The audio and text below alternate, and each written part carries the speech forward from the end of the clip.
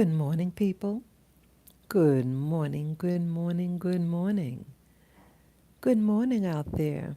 This is Spirit Journey. Today's Monday. Good morning and hello, Monday morning. It is October 30th, 2023, and the time, let me see what time. It is 6:51 a.m. Wow. Yeah, I woke up early today.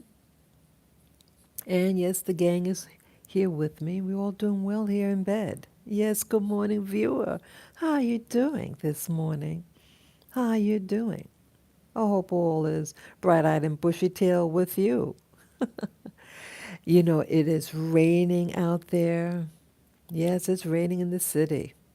It's raining and, oh, I'm not sure what temperature it is, but it could be like in the 50s Fahrenheit. Not sure yet. But yes, it's raining. It's going to be raining for a couple of hours. I may go out later on today. So, what is today's topic? Well, um, I'm going to talk about several things. I think they're all related. I want to talk to you about a dream that I had last night, a regular dream. And I'm wondering whether you guys could maybe um, help me analyze the dream.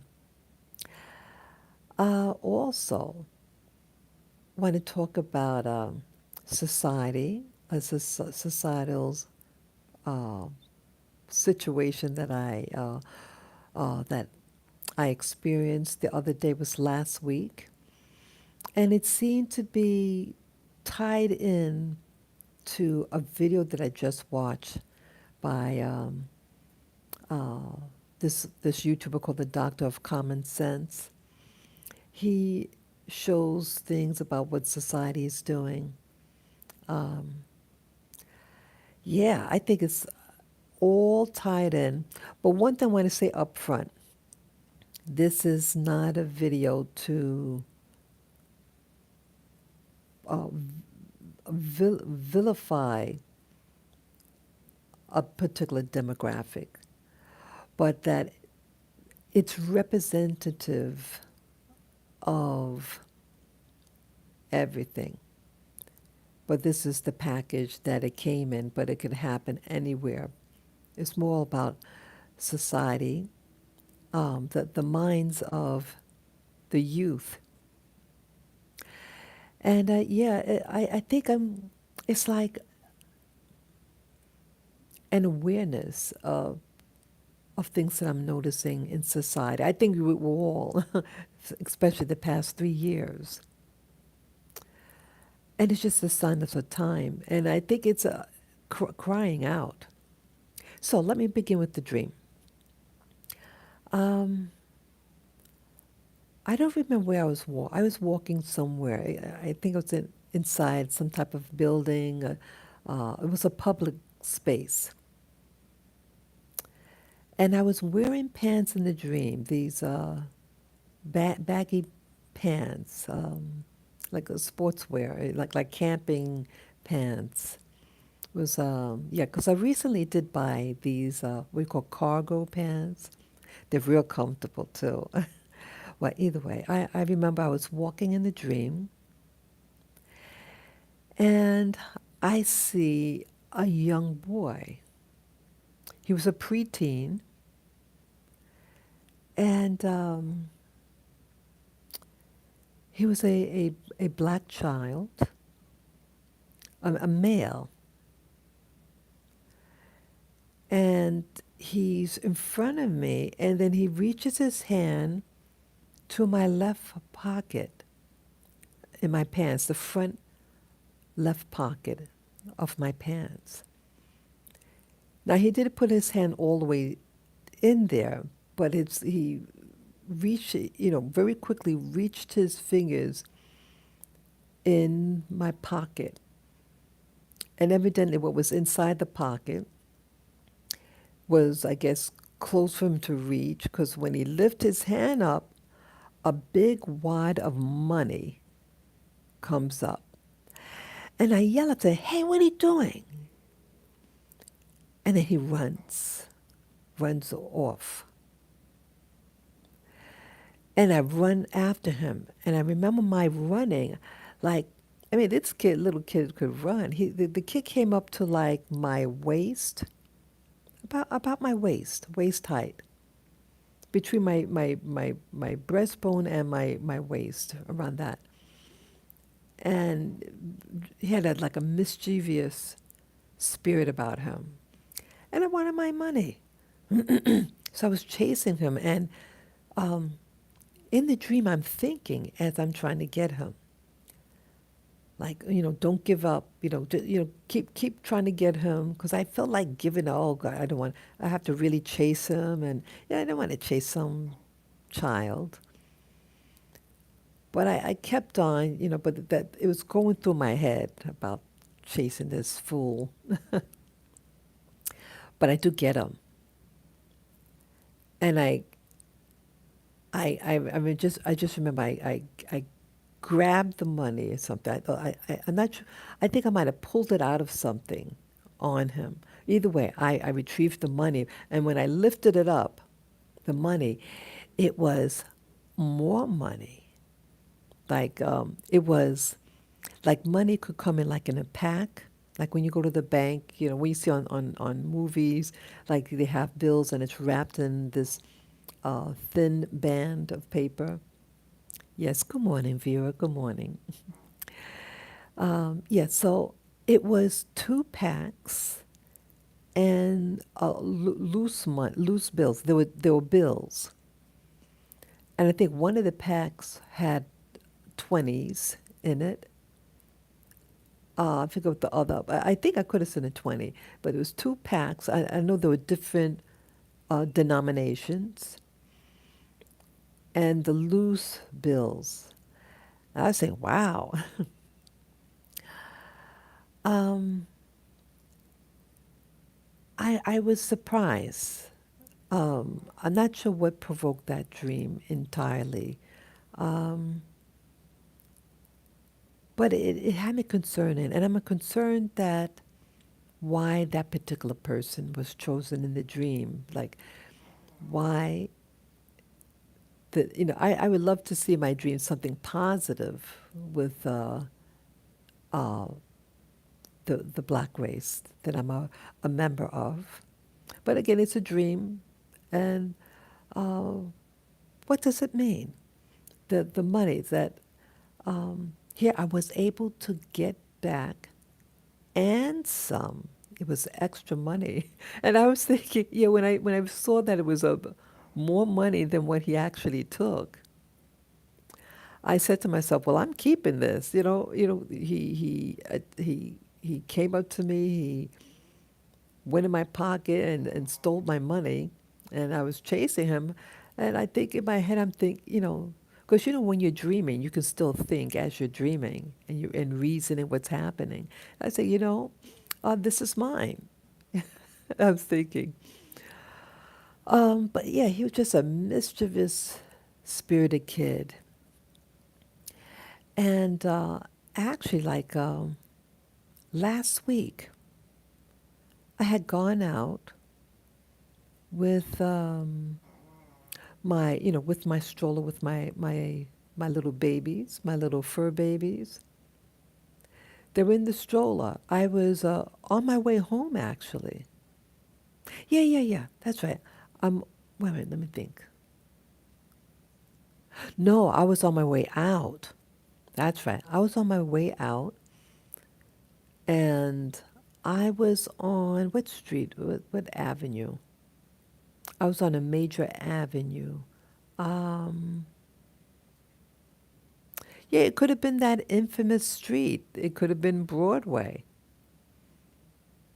It could have been Broadway. Yeah, because yeah, something else happened to me on Broadway. Remember, I got this grown up man try to steal my dog. So this time going, um, a young kid, yeah, a young black kid. And he was also accompanied by an adult male. And everything is zipped up, all my babies are inside. And he like comes up. Yeah, he was about the same, yeah, he was the same size as the guy in my dream, the young preteen.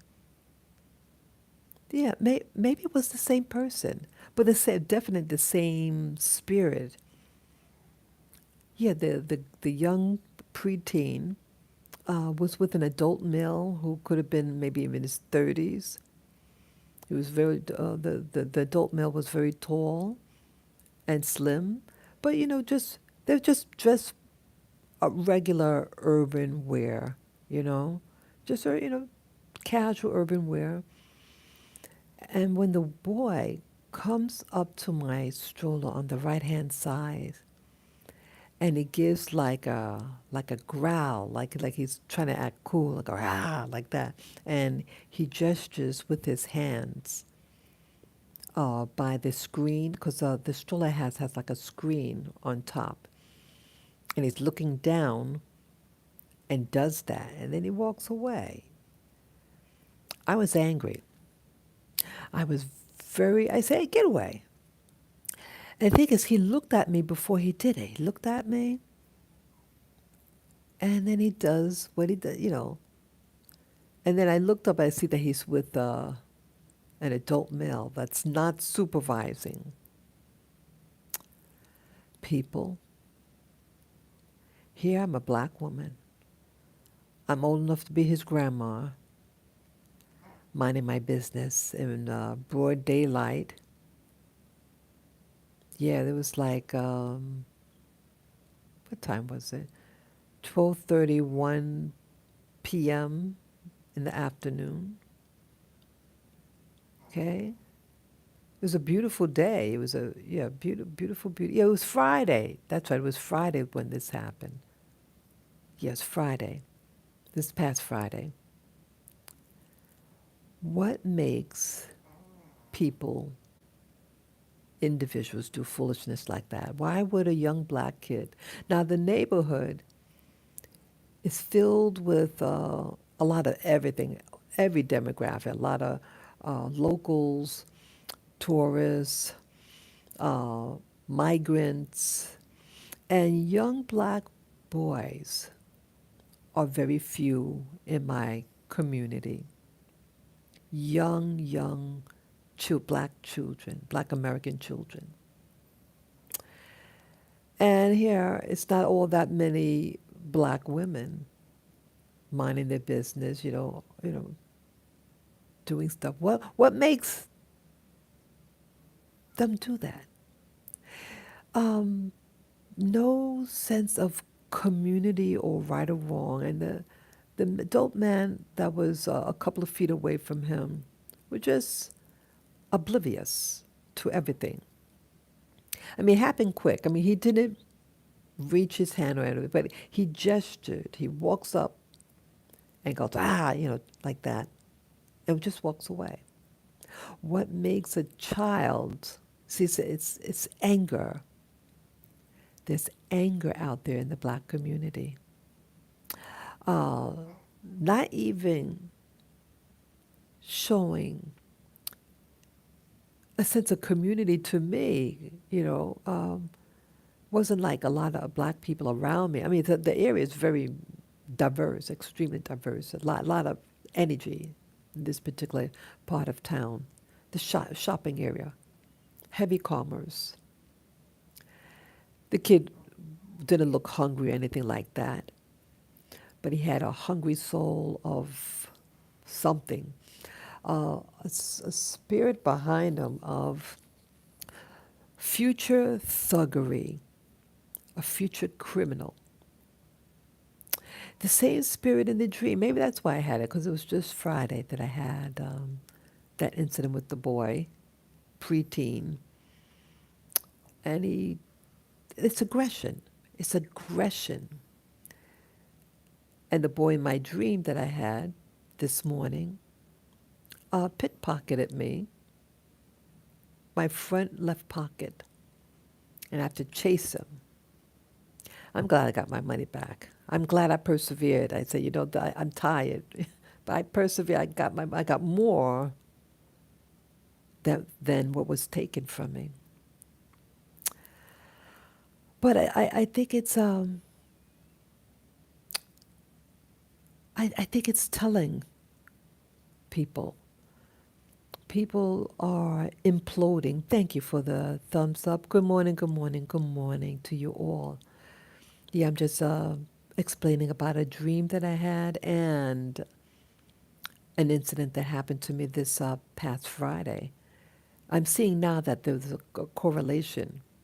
The little boy in the dream, the preteen, black teen, same spirit about the boy on Friday who walks up to my stroller with my little fur babies, middle of this, I was on the sidewalk. It was real crowded, real crowded. It's around 1 p.m. in the afternoon. And he gestures, growling, and had his hand like he's a tiger, the hand like claws, going towards my dogs. And again, they're inside the stroller, which is all zippered up and everything. They're safely inside. I don't want to feel like I have to, like it's all like coming in on me, I feel.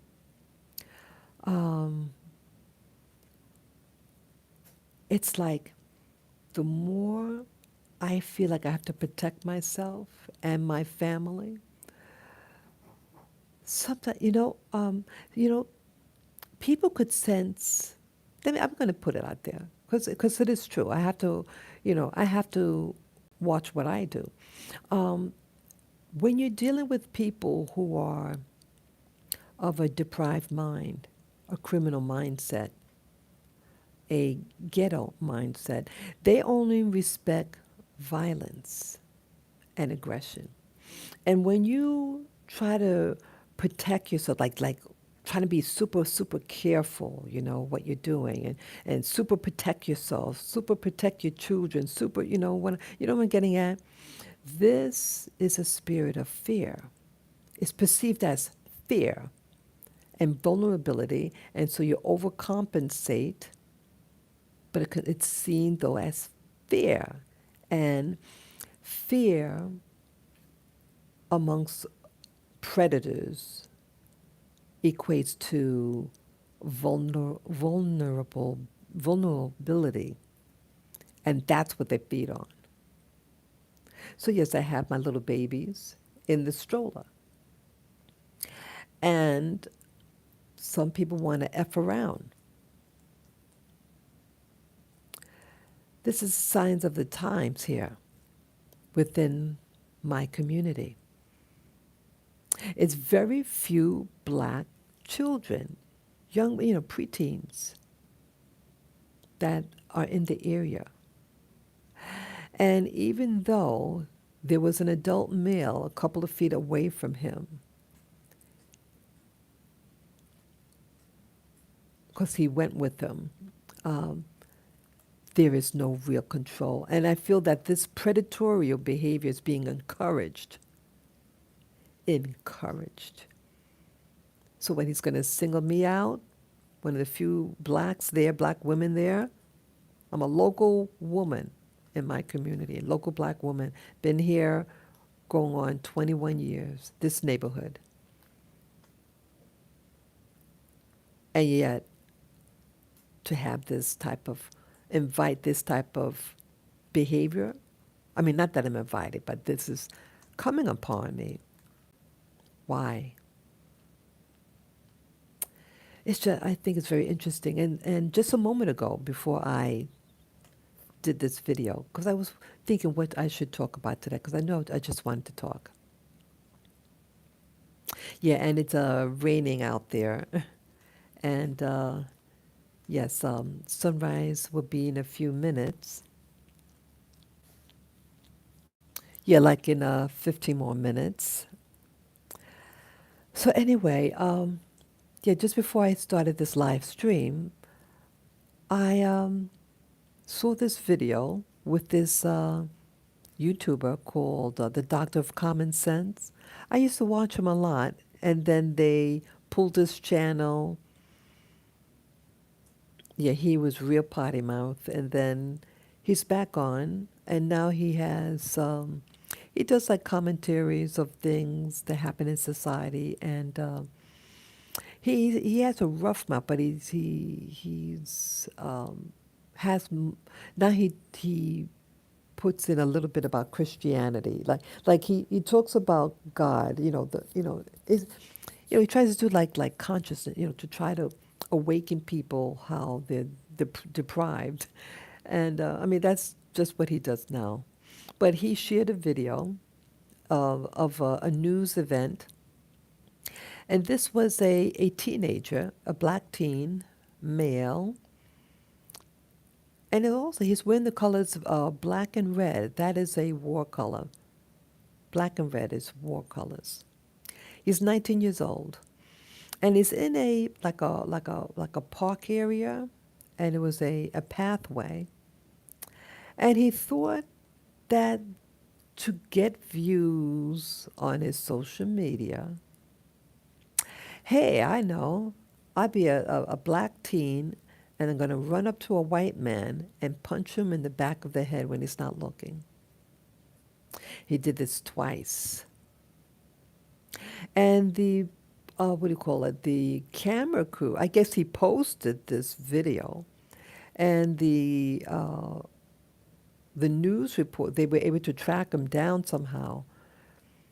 And they went to the dude's house. And he's being interviewed by a reporter. Hey, why you do that? Don't you feel remorse? He says, well, yeah, I feel, I don't feel good about it now. And well, anyway, the video didn't show what I did after that. I actually hugged the guy. Now, this is a 19-year-old teen, adult male. A 19-year-old is an adult. He's wearing these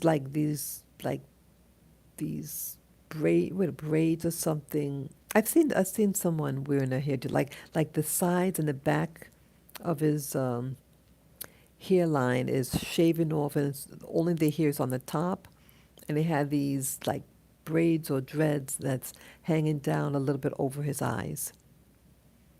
He looked clean, like he bathed and everything. And guess what? They interviewed him in front of his house. Yeah, he lives in a house, not in the projects. It was a beautiful house. People, people. This so-called black teen lived in a beautiful house, and he's playing like ghetto boy, and he wasn't. He's just a misguided fool of an adult. They should have pulled his parents out. But again, he's 19 years old. He's a complete adult. Why, people, you don't have anything better to do in life? You walk around and you want to pretend that you are from the ghetto, and you living in a nice house? I was shut. My mouth dropped. And he said, "Well, the video didn't show that after I punched him in the back of the head, that I gave him a hug." Could you imagine people? There are people that have tumors, they can have a blood clot. You can die from a punch in the back of the head.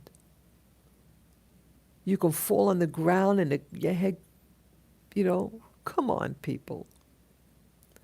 I couldn't believe when I was watching. This YouTuber sharing what happened. Uh, the youth, okay, if he's 19 years old, okay, and this that COVID came out 3.5 years ago. So let me see now, almost 4 years ago. So, okay, let's see, 16, 17, 18, 19. So he's 15, around 15, 16, 17. Okay, so he's about 15 years of age when the COVID came out. Okay, that's young. Then you have to wear the dumb mask, right? So it's might have interfered with his learning. Yes, and again, school was out. The people weren't in school for a while. So you have a deprived generation that is doing these things, that lack of humanity.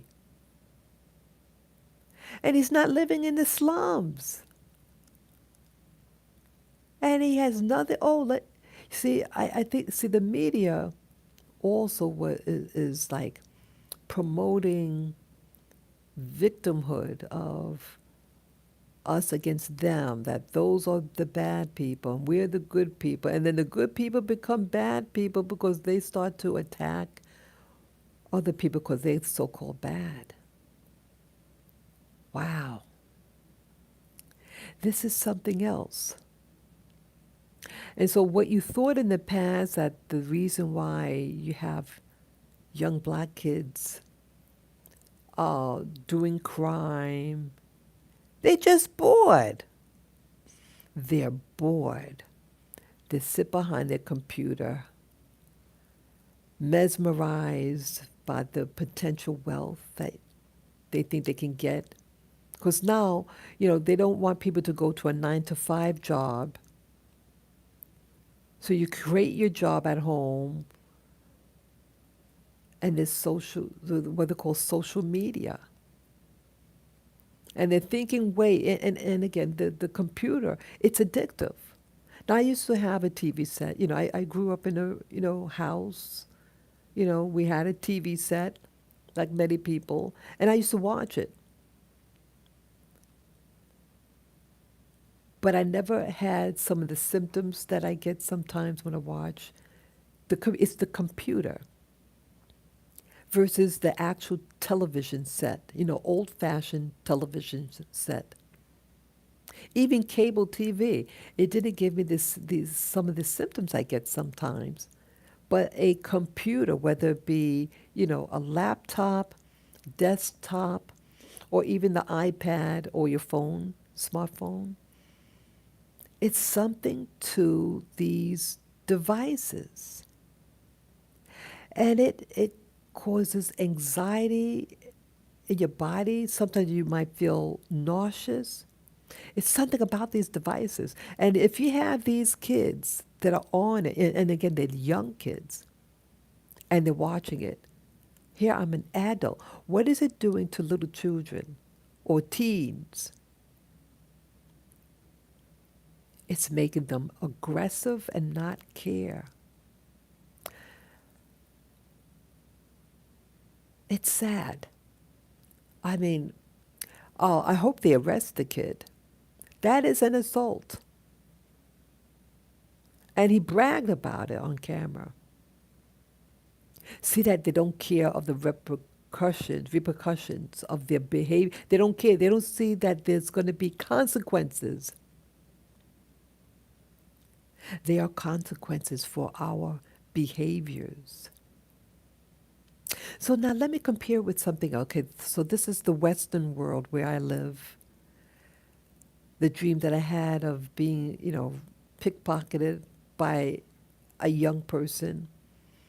And then Friday, the same type of age and kid walking up to my stroller with my dogs in it and growling and, trying to gesture that he's going to hurt my dogs. And an adult was with them, etc., etc. I saw a program um, yesterday started, and I saw the second part today. An African country, uh, we would classify them as poor. But she was actually dressed very nice. She wore a cute little outfit, these jeans, straight leg jeans, a cute little pink hoodie, and then a little dungaree jacket over it. And she had a beautiful haircut. It was cut short, a short natural. I mean, like it was about an inch on top, but it was nicely done, nicely barbered. You could tell that she took care, she paid attention to how she's dressed. Very clean, and her English was beautiful, spoke very well. And she's been interviewed by a white fellow. The lady could be about maybe in her early 20s, something like that. She's a single mom of two. Like she has like a 5-year old and a 2-year old. And so she was being interviewed, and the white guy walks her to where she lived. And very, very, it's like made out of like cinder blocks, and then they put plaster, and it was filthy. The walls were filthy. It was a small room. Like you open the door, it's really dilapidated looking. I mean, the paint and everything chipping. The window is broken, and it had bars over the windows. What was left of the windows. And they go in, and it's a very candid view of everything. Um, she was a very humble woman and very intelligent, very sharp, a sharp mind. She looked very healthy, very clean. And she introduces her little children. She lives in a village, a small village, and the kids were unattended by any adult. But I guess maybe it's like the village kind of watches over the kids, whatever, there were a lot, yeah, when they approached her home, there were a lot of other children. They were like 5 and under. I would not want any child that age. But again, this is another country, and that's what it is. And she explains that she has to leave her kids here because she has to look for jobs for money. She does little things for money. I mean, nothing illicit, anything like that. I don't want to imply anything negative. Just, she does sewing. She makes little things. She sews little things and she goes and tries to sell it. Um, Other things like that. Oh, and masseuse, massages. And nothing illicit again. Uh, so that's how she tries to make money. Um, so my mentioning about her, so that was part one, and there was a part two I saw today, earlier today. And the white fellow wants to bless her with the opportunity to make a career, make a establish like a job. And he doesn't want to tell her initially what he's going to do, but he had money equivalent to I think 200 American dollars, and they they they, they met in this business area. He buys her. I mean, I had to skip through the video, but in essence, um, he purchased for her, and they brought the items back. These large, giant bags of charcoal. Charcoal is a prime in many rural areas because they don't want you to cut down the trees, but they're able to make charcoal. And they sell charcoal so you can cook your food and all that. It's extremely valuable because you got to cook your food and eat it. So yeah, so he gave um, he let her know that the charcoal, like I guess the pretense was the charcoal was for him, but he was going to give it to the girl, the young woman. And then they bring it to her house, and then he lets her know, it's for you. So now you can start your own business and blah, blah, blah. You can do it in your neighborhood, I mean, in your village, rather than having to venture out and looking for, so he wanted the kids, I guess, to, wanted the mother to have access to her children all day, not that she has to leave and come back hours later. So she'll be able to work in her village and earn a living. So here you have a woman. Yeah, the guy. She wasn't married, but the guy, after the kid, the guy left her, and so she's in that, she's independent, and blah blah blah, makes the best out of it. Um, but there was no violence in her. You know what I mean? Like, I mean, she had a firm, very direct, firm um, disposition. She was savvy. She had a savvy persona.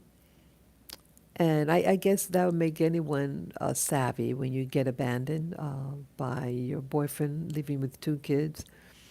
Um, but I liked how she presented herself physically. Um, so even though she lives where she lives, it cost her equivalent to $10 American money a month to live well in um, her dwelling. It was like a two-room, like the main room when you first walk in. It was about um, maybe half the size of my room, and then the bedroom was even smaller that was attached. And she had the mattress on the floor. It looked very. Yeah, she did have electricity. There was a light bulb. Oh God! But what I'm impressed, see, people like her, see, when they given the opportunity, see, they know, see, if it's like everybody where she lives are pretty much in the same boat. There was the same type of housing, you know, um, just very modest, the cinder blocks, and then you put the plaster. It was very small. Look, it looked, it didn't look clean, to be honest. The inside, especially, dirt floors. But she herself, how she presented her body, she was clean, clean face, clean hair. She was groomed though, and that I was impressed with. See, a woman, a person, human being like that, um, knows life, and I feel the opportunity. See, so when you're already on the bottom, but you're still managing what you have with excellence. People like that are people who could excel in life. They could excel in life.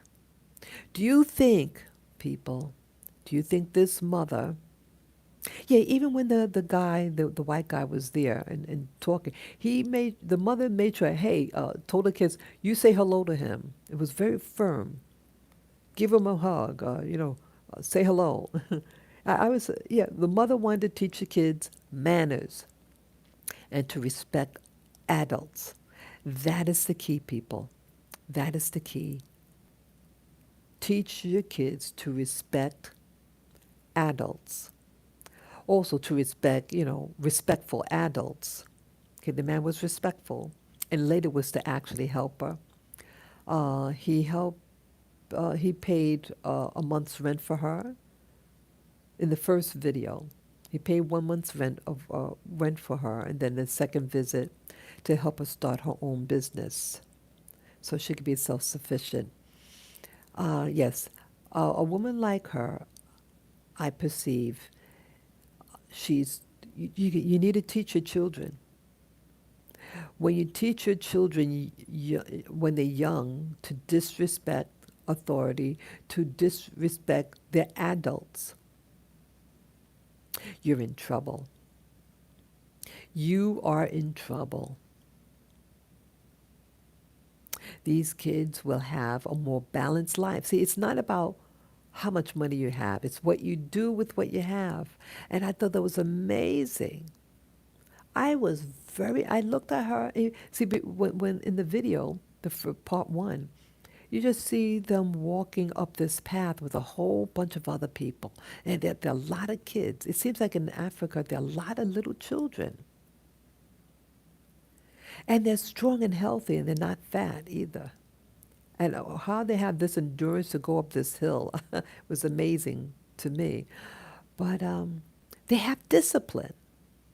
They may not have a lot in American standards, but they have personal discipline, and they're frugal, and they seem to respect life. Here I live in a big, big city of over 8 million people. And people aren't respecting life or animals. And here in America, I love my country, America. The children do not respect authority. They do not respect their adults. I'm old enough to be this little boy's grandmother. And yet he comes up to me and growls at my, like, and gestures that he's going to harm my dogs. What's going on, people? What is going on in the black community? And I'm sure it's not just in our community, but all over America, but expressed in different forms. Again, this is not about poo-pooing on my black community, but it's a social awareness and comparison. Also, in my neighborhood, you have newcomers from Africa. They're the ones that do the bicycling. They bicycle people in Central Park. You buy a ride. They keep they keep themselves clean. They keep themselves clean. They care about their appearance, and they do the job. They know the value of money.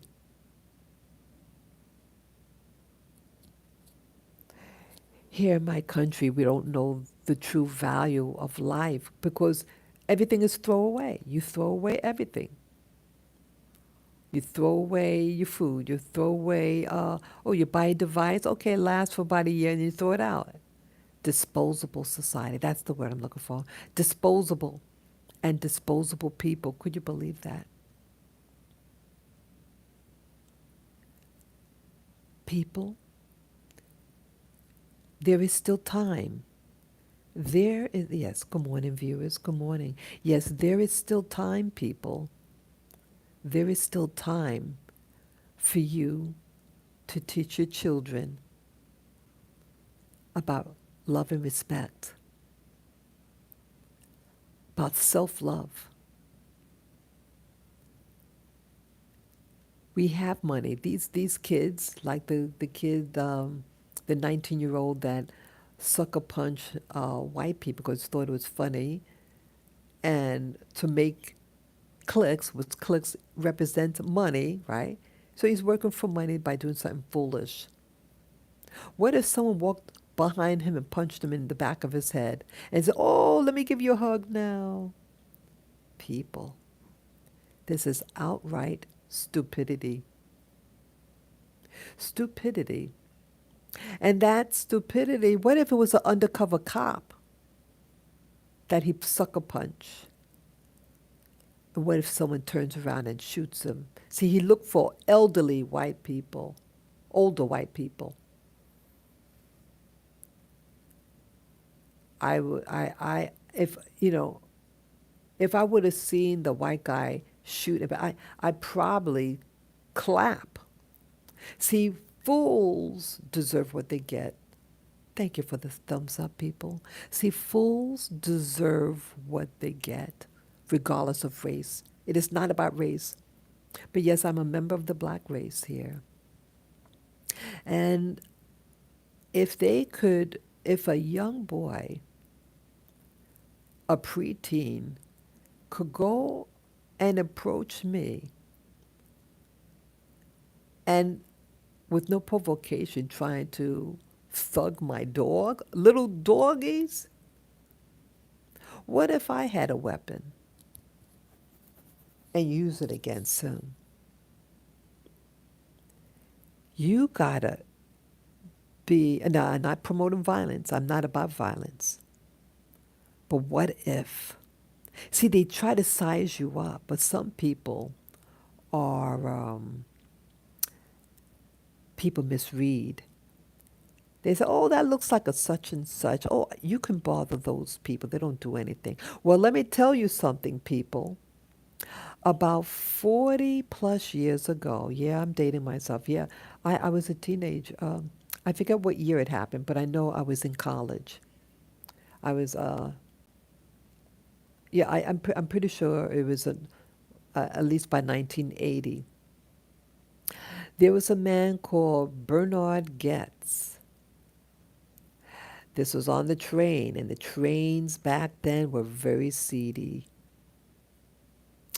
And back in those days, what was very common were young black teens, boys, will walk up to white people and ask them for money. And you know, damn well they weren't just asking, but trying to thug people for their money. And yes, they approached this very nerdy Jewish guy named Bernard Getz. And they were thugging him to give them money. So guess what happened? Little Bernie there, he was a short white Jewish dude. He pulls out a gun. He said, "Take that." I mean, I don't mean to laugh, but I mean, I'm just shocked. And they shot them. That's what happened. And yeah, I think one of them is paralyzed now. But interesting to the story, he gets arrested. He said, "I'm sick and tired of these kids trying to thug me, money." But the media didn't like him. They actually vilified him, and he was arrested. But people, why I mention this story? Yeah, it made a big thing in New York. This happened in New York City, in the train. See, there are people. Yeah, and he looked like a victim. Yeah, he looked like a victim, a wimpy white dude, and he was tired of being picked on. And he got a weapon, a pistol, and he shot the thugs. Oh, yeah, he's a wimpy looking white dude, but some are savvy enough to get protection. And what could have happened to the 19-year-old boy who recently punched these two older white men behind their back, for clicks? And he said, "Oh, it's okay. I gave him a hug after." This is outright stupidity. And what if the guy, and someone was filming. See, the guy that did the punch had a cameraman film it. Isn't that something? So they get their friends, "Hey, hold the camera. We do a live stream or whatever. And we're going to approach these white people, or older white men, punch them in the back of their head. Let's get this on tape." Yeah. And bragged about it online. And the crew, the media got wind of it and somehow found out where he lived. And had a camera crew and interviewed him, and he feels remorse. Yeah, I hope the cops arrest him. What if that man turned around and shot him on camera? Then they're going to say, oh, violence, these white people fight. Let's stop the foolishness, people. You sow what you reap. Teach why I'm doing this video.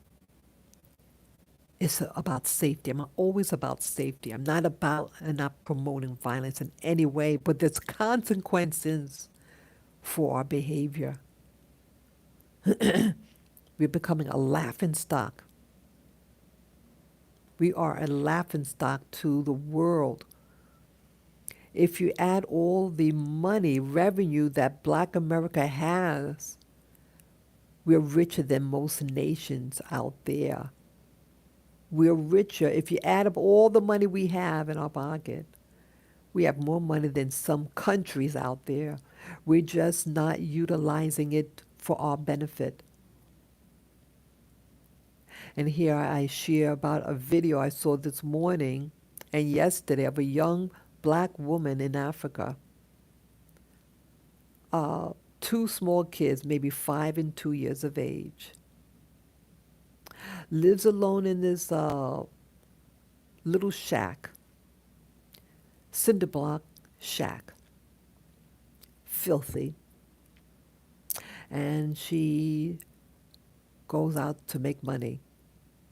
Legally, she's not anything illicit. But she was clean, she had a nice haircut, cut short, very nice. She cared about her appearance. And she cared enough about her kids to teach them to respect adults. When you don't teach your children the foundational skills of community and respect for your elders, that is the first lesson you should learn. Even in the Bible, rear up the kid in the way they should go. Don't spare the rod. I'm not again. When the kid gets out of hand, you discipline your kid. I'm not talking about families who just beat the kids because they feel like it. And see, I'm disciplining my kid. No, you discipline them when they're doing you instruct them. You tell them what you expect out of them and what their behavior should be like. And when they deter from that instruction, that's when you discipline them. You can discipline them verbally. Say, hey, I told you, did you forget what happened? You tell them verbally. The reprimand / punishment should be equal to their behavior. It's not about abusing your kid. It's not about that.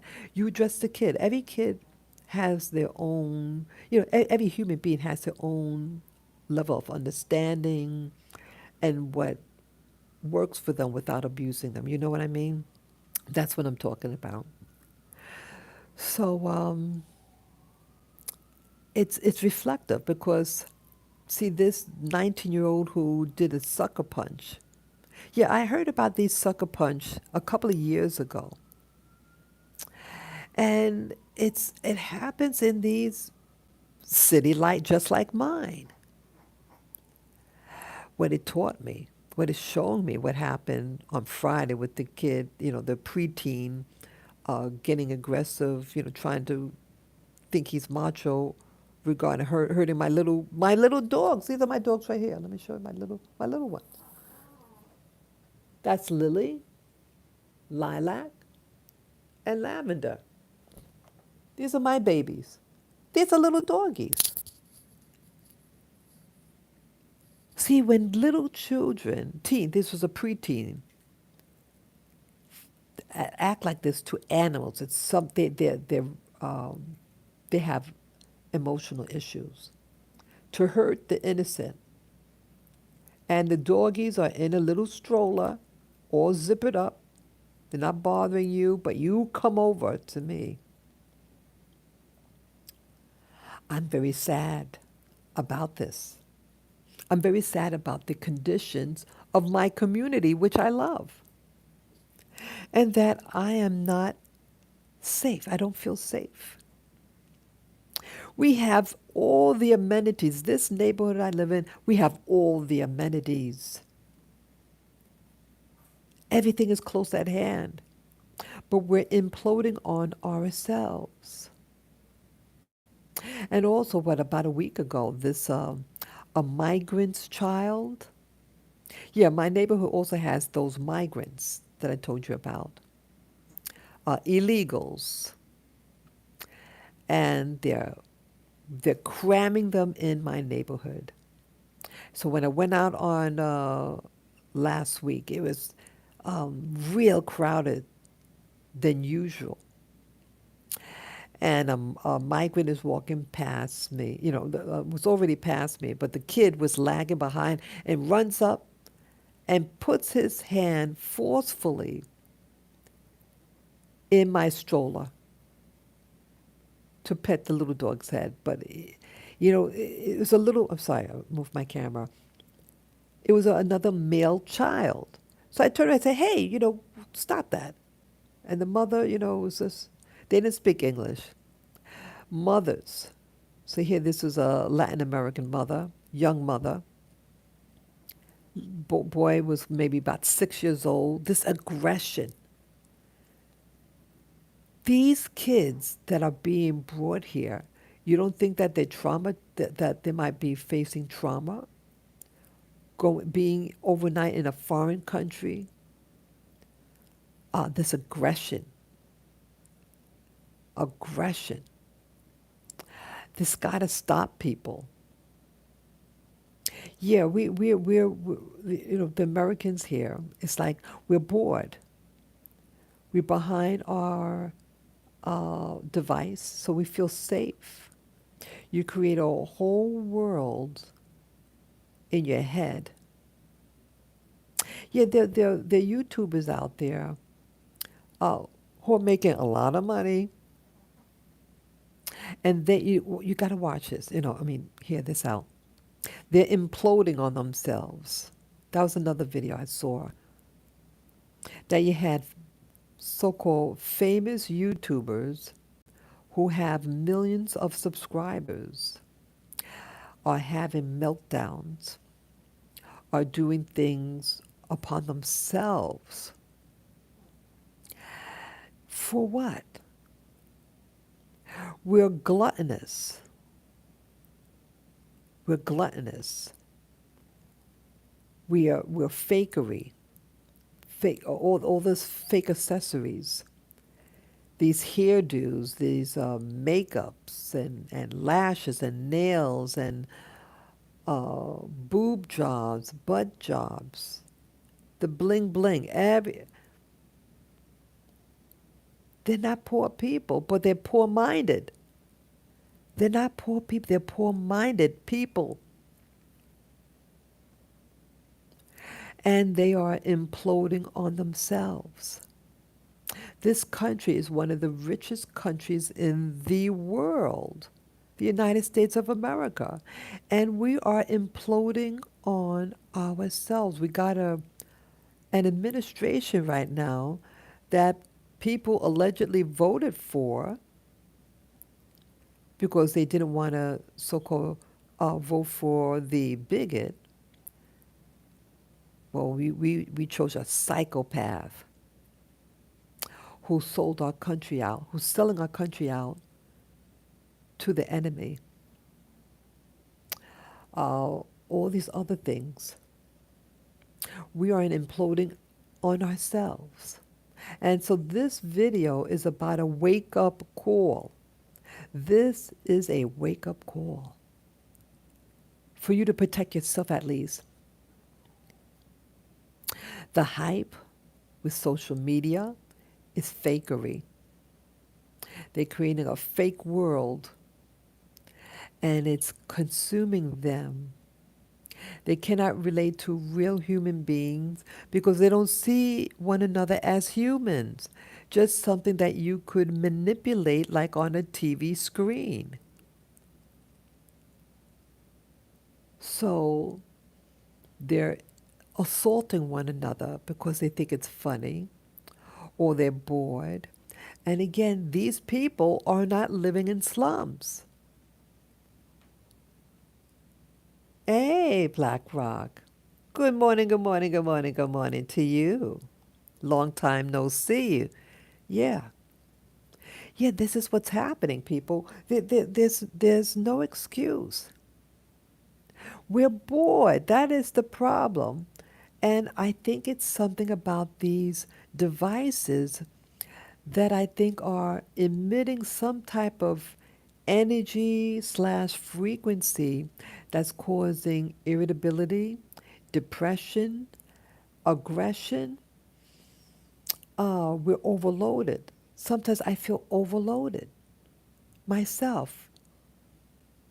And yeah, they even pulled a video.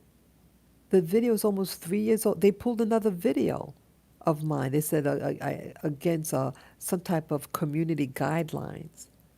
Something from 3 years ago. I don't even remember what it was. I just saw the title name. Like Hello Sunday Morning or something. I don't know what I had on the video. Do you think that they pulled down the video of that teen punching adult white males, older white men behind their back? Did they pull his video? And that's what the person who shared this story on YouTube about those physical attacks. They had pulled his video, I mean his channel, some years ago. Yeah, it wasn't just his cursing. Yeah, he had a potty mouth, but he showed events that were happening in the world. It was just his style. Yeah, yeah, BS. That's right. Yeah.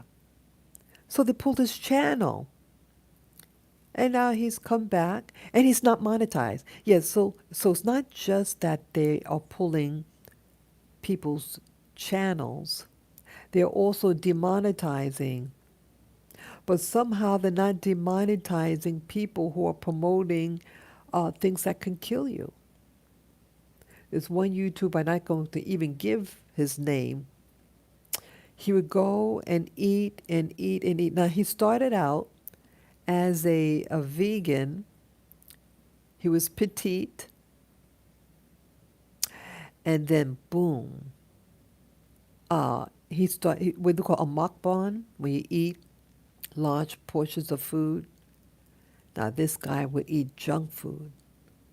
And sorry, moving the camera. Yeah, and he's gone cuckoo in his head.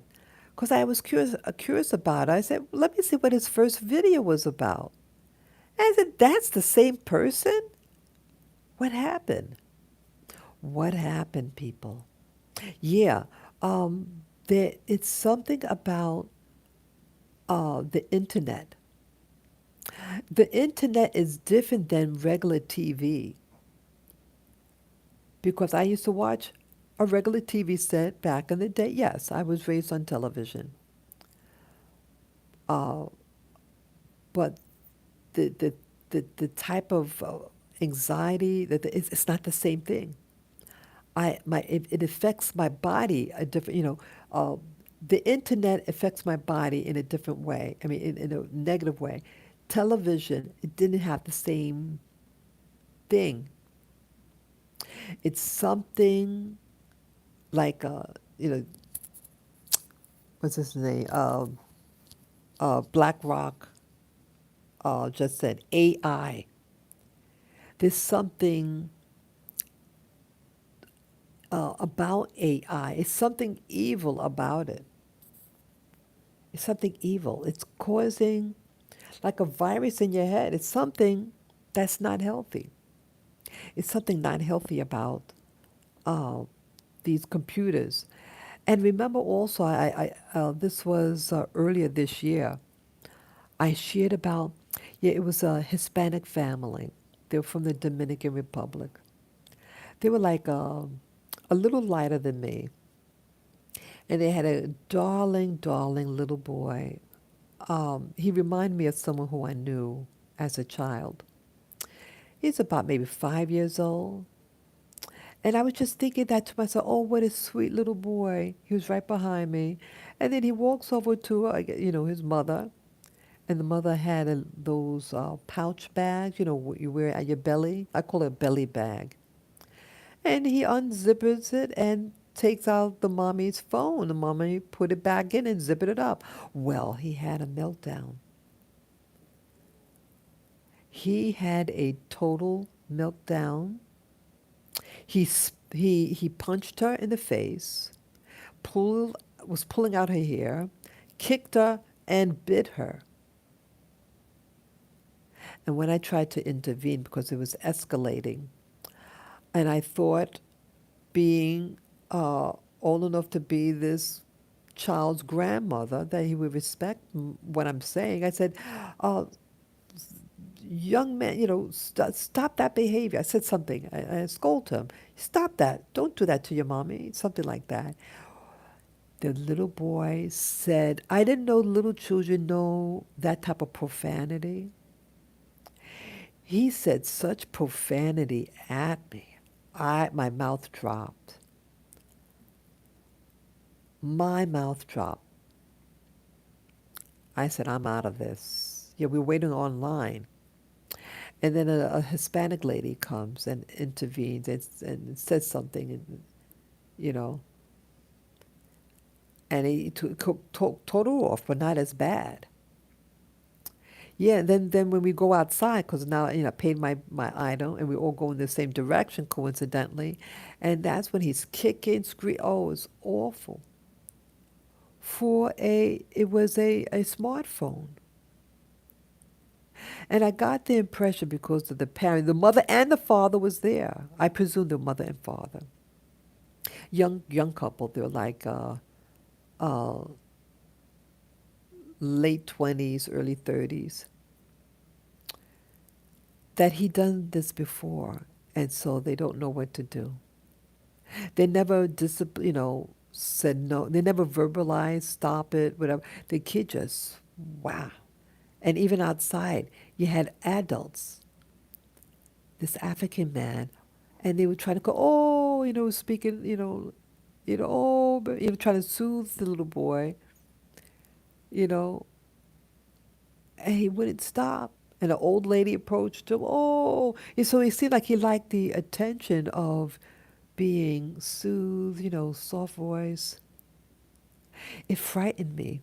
Yeah, and then he spat at the Hispanic lady who was standing next to me. We were walking, and spat at her.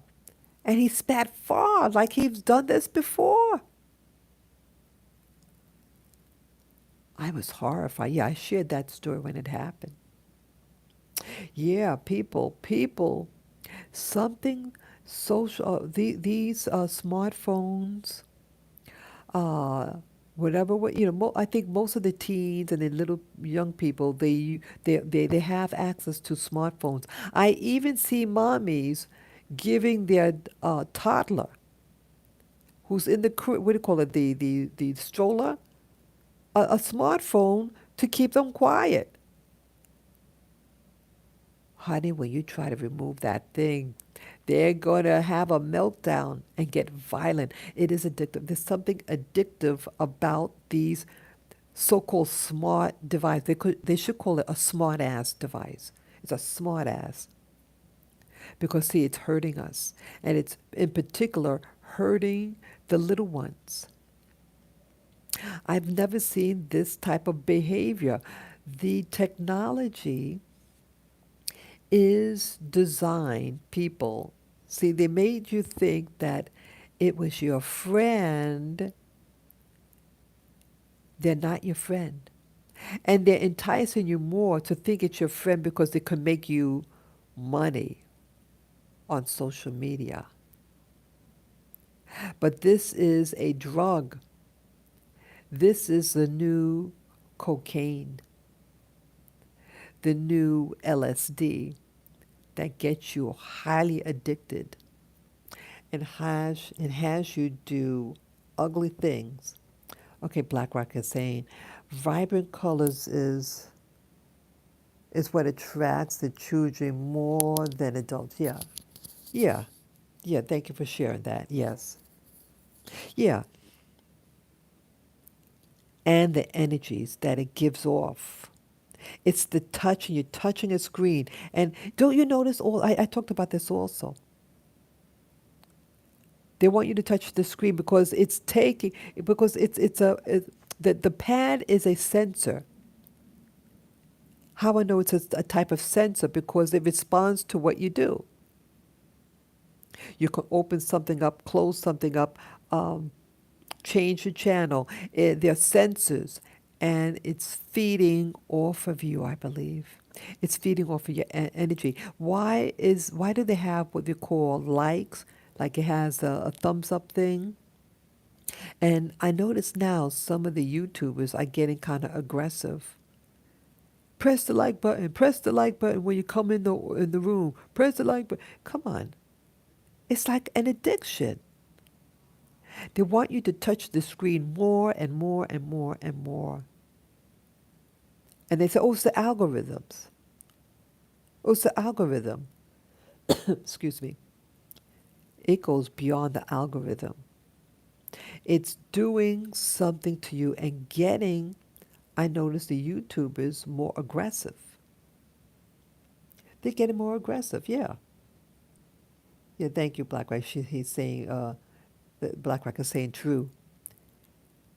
There's something like to say, oh, you gotta press the like button because of the algorithms. I hear this all the time.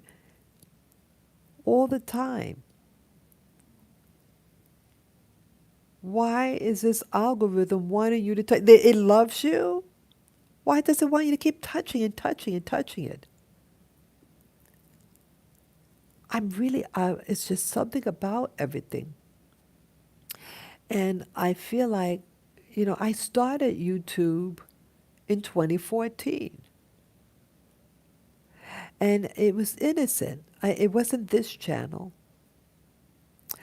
but it was because of an event that happened to this young black teenage boy, Trayvon Martin. He lived in Florida. He was staying with some relatives, his aunt and uncle, because he did he did something in school, and I forget what you call it when a kid has to stay away from school for a couple of days. Well, that's what happened to him. It wasn't all that serious, but he did something, and so he was staying with his folks, his relatives, and he went to the candy store, and when he was coming back home, he got racially profiled by a mixed race person, half Peruvian and half Ashkenazi. And so he's living as a white man, this predator. And he told the cops, he called the police, 911. Oh, there's someone suspicious in my neighborhood. The cops say, stay in your car. Well, he didn't listen, got out of his car with a loaded bang bang and approaches him. And the guy was on the phone at the time, the victim. And you hear him say, get off of me. And they wrestle to the ground, and the poor boy dies. And his family don't know where he is because he just went out. He was just a couple of feet from his door. He was just a couple of feet away from his door, and they don't know what happened to him. It was several days, and they find out where he was in the morgue. And that event, and then there was a court hearing, a trial. And I have brothers, cousins, boy cousins, and nephews. It could have happened to them. And so that's what initially got me to actually do a YouTube video. I was afraid of talking. Uh, I didn't know how to speak on a phone, on a device. I poured my heart out what happened, how it affected me. And that's what started my journey on YouTube. Um, and then I got a new channel because um, something happens again, something foolish. And so I said I wanted to just focus on the spirituality. So I started this channel, Spirit Journey. Thank you for the thumbs up. And um, but even with this, I see that I'm even change. My see who I am. Yes, this is a spiritual journey that I'm on as a so-called black woman in America. But see, we're not a race, we're not a color, we're human beings. And it's just a journey within a journey that I'm on, that all of us are on. But I think it's a wake-up call for all of us. There's something going on. And this computer, they're not your friend. The children are having meltdowns. And how it's manifesting is in violence, cruelty to animals. Yeah, so when you see a kid showing aggression towards an animal for no provocation, disrespecting grandma type people, it is a lack of empathy and humanity that is being created in these young people. And we have to say no. We have to, as a society, no matter what society you're from, black, white, yellow, red, polka dot, it doesn't matter. Because the poo-poo is going to hit the fan. When that poo-poo comes and that fan is on, everybody gets the wind of it, not just any one ethnic or racial group or religious group. Everybody. Please supervise your little children, especially your boys, who are more prone to physical violence, criminality. And girls, what happens to girls? Promiscuity, drug use, and a whole lot of other things. These aren't poor children in America that are doing these things, as the boy that I told, the 19-year-old who posted him punching elderly white men in the back of the head. And they said, oh, it's okay because I gave him a hug after. This is a bored child. Not a child, he's an adult, excuse me. 19-year-old adult. He is an adult who's still living with his family, and he lived in a beautiful house, not the projects. He wasn't some ghetto boy. He was a family who lived in a beautiful house. I said, whoa. See, he wants to pretend he's a ghetto boy because he's bored with his life, because he has too much. He has too much time in his hand being a fool. People, I'm not trying to be cruel by these things that I'm saying. I'm trying to wake us all up. That it's up to you to clean up your neighborhood, to wake up, to know what your kids are doing. Your little boys are getting into trouble. And your little girls too. I don't want to just poke at boys, but all these things that happen were coincidentally boys, young, guideless boys. And I'm sure the girls are crying out too. They want to get their nails done, they want to get their hair done and look fake. And demand and feel that they have their demand that everybody has to love them and give them money. And if they don't get what they want, like remember the lady I showed last week? The young black woman whose job is to deliver groceries. A client paid $400 for groceries, and the person the delivery woman gets offended because she didn't get the tip that she wanted, and so she took on herself.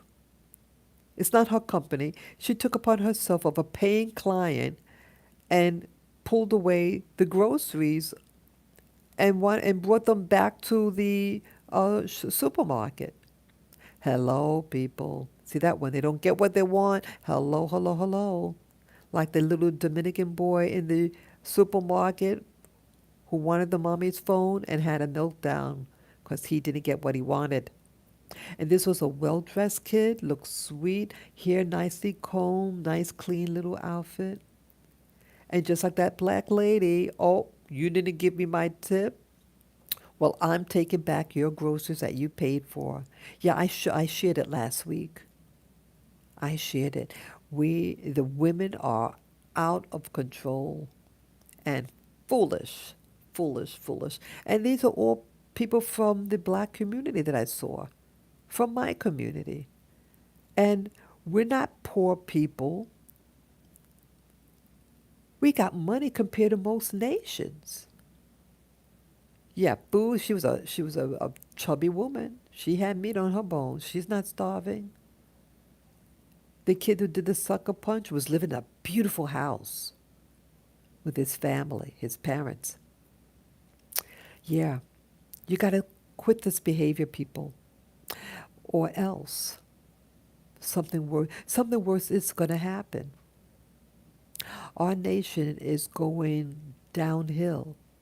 But you save yourself, people. At least if you can't save your neighborhood, I can't save my neighborhood, but at least save yourself. Get out of the pit. Get out of the pit and protect yourself and those people, those loved ones of yours. Get out. Get out and protect yourself.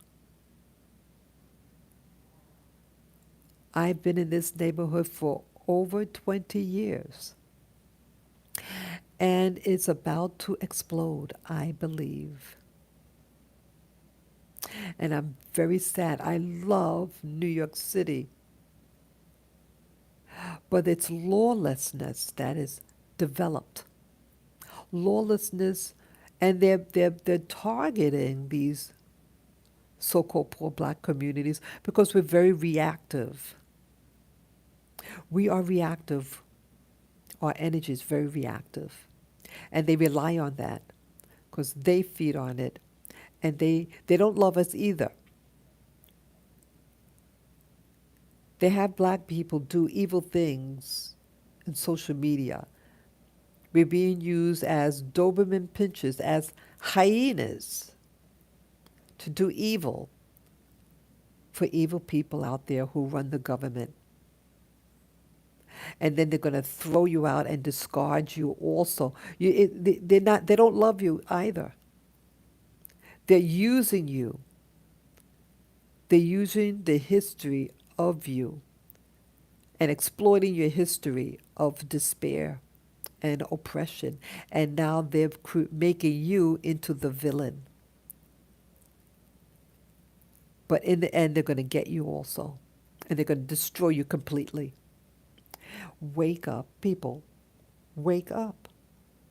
Okay, Black Rice says, check Oakland, California. I don't live far from there. I love your depth in this. Oh, thank you for saying that, Black Rock. Yeah, I heard about Oakland. I know someone that lived in Oakland. Yeah, they had to leave. Yeah, they were uh they were a drug deal. I'm sorry, drug addict. Yeah, they did there was substance abuse. Yeah, she's back in California. I knew her from Maui. Yeah, I used to live in Maui, Hawaii. I loved Maui. I lived there for almost 3 years. You all saw what happened 2 months ago, a fire. And see all the, the data, like, I was on the subject because I used to live there for almost 3 years. I lived in the town that caught on fire, Lahaina. It was a cute little town. And yeah, you know why I left that little town? Initially, yeah, I moved to a different location, but I started out there right in Lahaina, And I showed him my video 2 months ago, the neighborhood that I lived in and how it got burnt down. Because if you go on Google Earth, uh, they upgrade, they change the screen, like they renew Google Earth where you can look at the planet Earth and zoom in. Uh, it shows now what it looks like now. Uh, the fire and everything. And I showed the house where I used to live is all rubble. And what was going to say now? Yeah, you have people now. Yeah, people are sharing their social media. What, because some people were in traffic and they were able to escape the flames. And I saw one of the videos yesterday. But yeah, when the incident happened 2 months ago, I was on that video. I was on the computer following what happened in Maui. Yeah, see, the people there, the people in government. Yeah, I used to live there. And, oh, I remember what I was going to say. I'm sorry. I lost train of thought about why I moved from Lahaina. It was 20 something years ago. 25 years ago, I lived in Lahaina, that town that burned down. I guess why I left, why I physically left that town and moved to a town uh, about 15 miles away. Well, this is what happened. I rented a room in a house at that place, and then the house had like a garage, and they rented that out to a young woman. She was 18 years old, but she had two friends who were 16 years old, one male, one female. Well, guess what happened? Okay, there was a little wooden table out there on the property in front of the front door of the house that I was living in. Well, guess what the young boy did, the 16-year-old did? He lit the table on fire. I said, I'm out of here. I'm out of here. So I looked for a place. I found a beautiful studio, but it was too expensive for me. I didn't make a lot. And then I lost my job. And I did find another job, but economics. Economics got me, and depression. And so I left. And there was a death in my family. And I went back home. And I thought, stay in New York for 2 years. My plan was come back to New York, pay off all my bills, and then go back to Hawaii. That was my plan. Well, 9/11, I came back home 6 weeks before 9/11. Those of you who don't know what 9/11 means in this context, um, 22 years ago in September, on September 11th, um, the World Trade Center got destroyed. And that event shook New York City. People were out of work. People were homeless. I was living with my folks back then, but I was still forced to look for a job. Yeah, because you still have bills. I still had student loans. I had bills from Hawaii, everything, everything, and bills don't stop because a disaster happens, whether it was a natural disaster or a man-made disaster. You still have to pay that mortgage. You still have to pay everything. Phone bills, student loans, debit, I'm sorry, credit cards, everything. And it's like from bad to worse. Who would have thought something like that would happen? But it happened to me. And it took me many years I looked out and I got this place here. It was a special place. I applied for it and I got in. It is a blessing to me.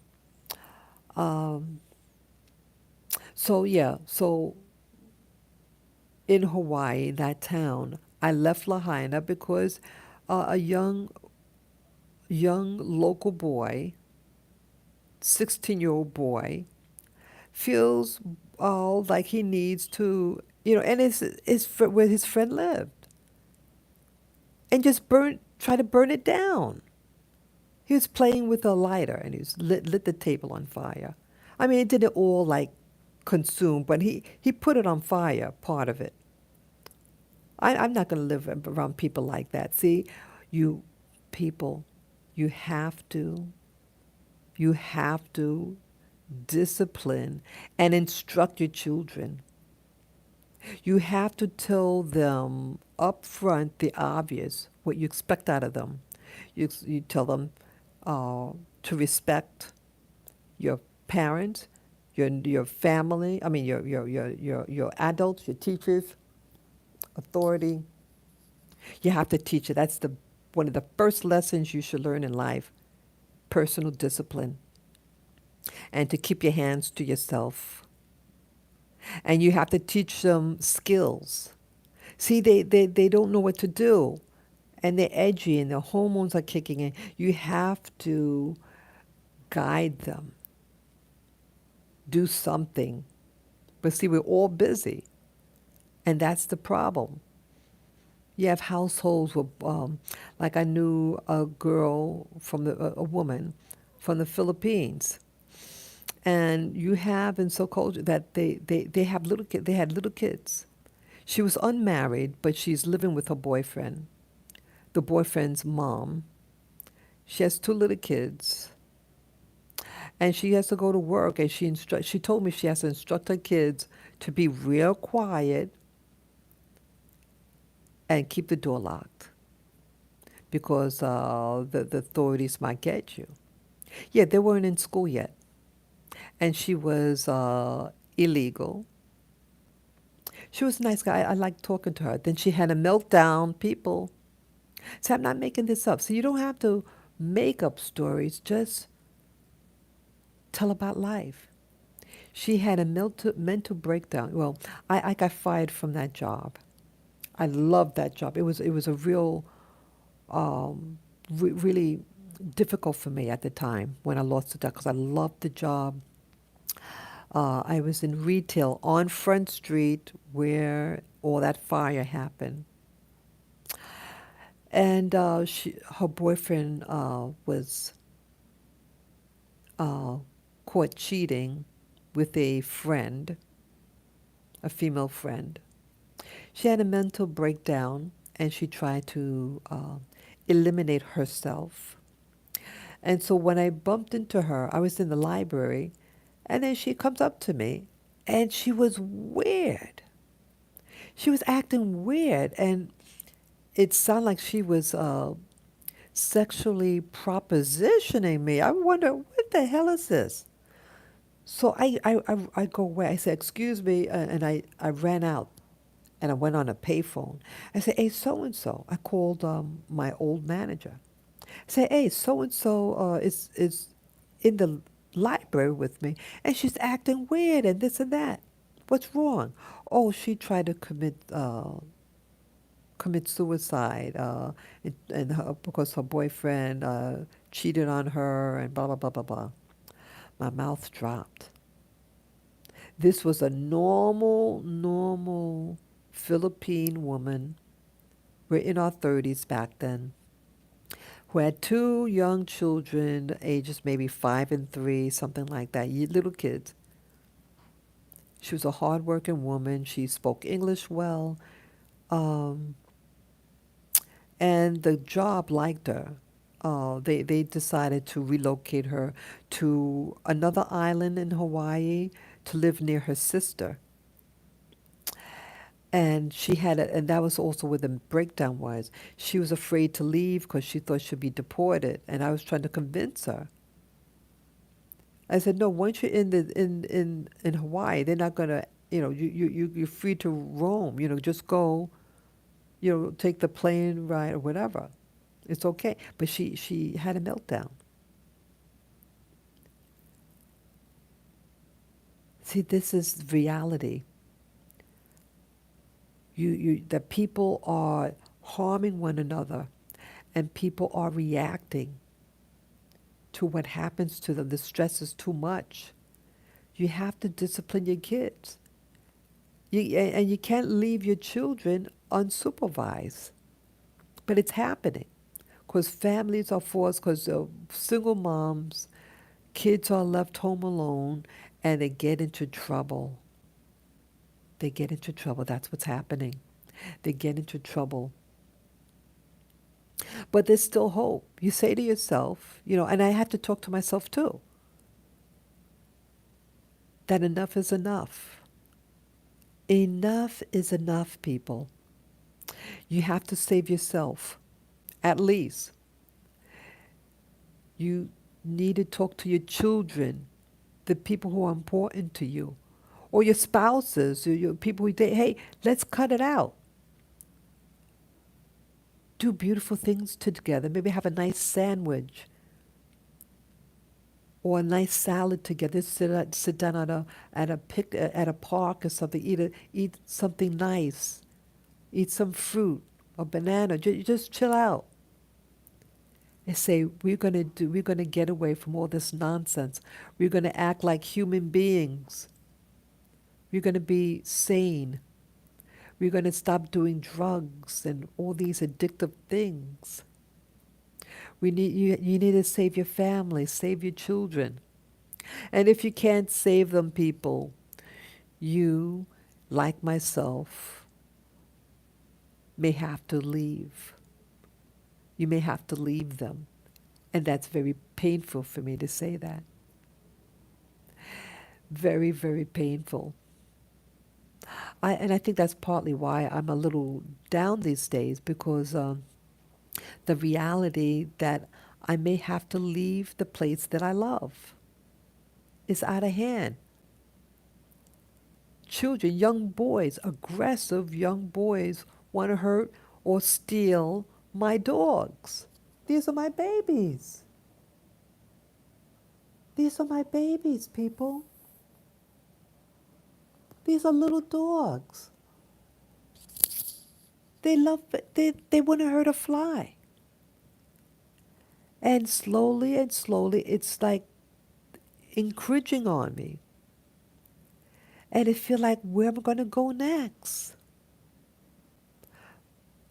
I have to save myself. And my household are my little babies here. I have to protect myself. Protect yourself, people. Even in the Bible, it talks about stories where the person had to make a choice. If you stay, you get destroyed in the flood. You may have to make that choice. You may have to make a strong choice. But what you do the best with what you have.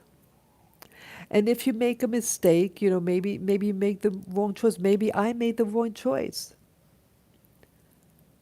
But accept whatever you do choose, and if it's a mistake, then you do something else that will work for you. Make it work for you, people. Make it work for you.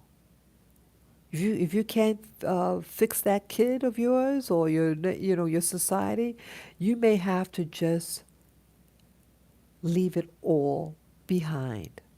Okay? Yeah. Save yourself, at least. In everything, at least save yourself and pray for those people who are left behind. So I've been on long enough. This is a reality of people. I'm wondering whether the dream that I had, because Black Rock, I started out talking about a dream that I had, that a young preteen, a black kid in my dream, he was the same type of archetype of a person that on last Friday I tried to do something aggressive towards, gestured something aggressive towards my dogs. Yeah, the young kid in the dream comes up to me and puts his hand in my front left pocket and pulled out a wad of money. And then I said, "What do you think you're doing?" And I chased him. And I felt like, oh my goodness, I want to give up. I want to give up trying to get the kid. But I did finally got him. And I grabbed my money. And when I grabbed my money back, I got back more money than what was actually taken from me. It was two packs of, like one pack of 20s, and then the other pack, I don't know what denomination that was, and then it was loose bills. And then I remember I tried to put it back in this bag. Like I went under a table. I mean, I used a table, a cafe table, and to cover that I was taking the money and putting it in a paper bag or something, a white paper bag, something like that happened. Yeah, that's what the dream was. Yeah, and it's something out there in the universe that is for showcasing young black men doing foolishness. But this is representative, not just young black men. It's happening all over. But I just live in a community that's who's here. But I'm sure you're going to or poor white community, you're going to see the same thing, or poor Hispanic or Asian. It's all the same. There's a problem, and you're going to be tested. As I was in the dream, am I going to chase it long enough? So I'm glad that I caught the child, the preteen in the dream. I'm so glad because I don't want to give up. I don't want to give up. People, don't give up because when you grab that MFer, you may come back with a harvest. Yeah, a harvest. What was taken from you, take it back, and you may come out with a big handful. Yeah, don't give up, people. I guess that's the message in all this. Don't give up. Don't give up on yourself. You'll get a harvest in the end. Yeah, I needed to hear that. Yeah, we have to encourage ourselves. We have to encourage ourselves out there. You're not getting encouraged by somebody else. Encourage yourself. I need to encourage myself to not give up. Those who are in the hear this live stream, do not give up on your activities of hope, of peace, of love. Don't give up on yourself. You could pray for those loved ones out there, and if they don't want to come with you, don't give up on yourself and save yourself. This is Spirit Journey. I hope you enjoyed this video. And those of you who want to support my channel, you could PayPal me. Just go to my channel, Spirit Journey, and on the top right of the banner, on the right side of the banner, I should say, you will see my PayPal me link. Just click on the link, follow the prompts. Any amount would be appreciated. Any amount. And those of you who cannot afford to donate anything, you could just say hello to me on the chat room or in the comment section, and just say, Spirit Journey, thank you for this informative video. Thank you for telling me don't give up on myself. Thank you, and that will be enough also. And I thank you in advance for all of that. Okay. Peace, love, joy, harmony, and God's favor, the Creator's favor upon you and your household. Until next time, okay? Thank you for listening and sharing. Bye bye.